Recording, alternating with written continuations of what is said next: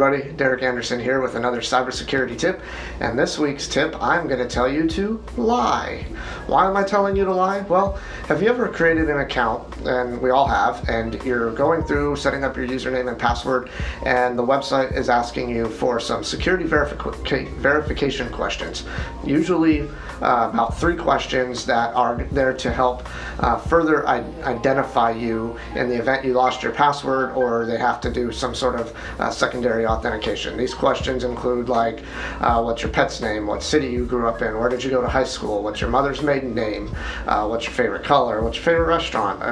The questions are immense of what the possibilities are that you might be asked by a website.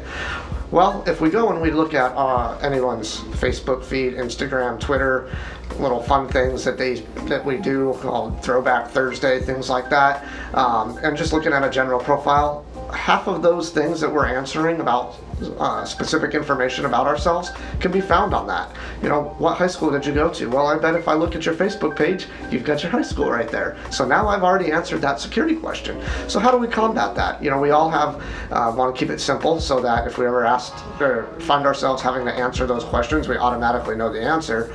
But my recommendation to you is to actually just lie and use the wrong answers. In fact, my strategy is I have a handful of words that I use as answers across different sites, and I'll just pick any 3 of the questions and I'll put that same word in each of those fields to have absolutely no relevance to any of those questions. So if someone does know something about me, like your favorite restaurant, and my answer is red, then they're never going to get that unless there's a restaurant called Red, not that I know of, but odds are they're not going to put those 2 together. So you can always write those questions down, keep them offline, don't store them on the computer if you're going to create a log of the security question answers you did. And if you want to keep that digitally somehow, write it down on a piece of paper, handwritten note, take a picture of it with your phone and save that into your photos.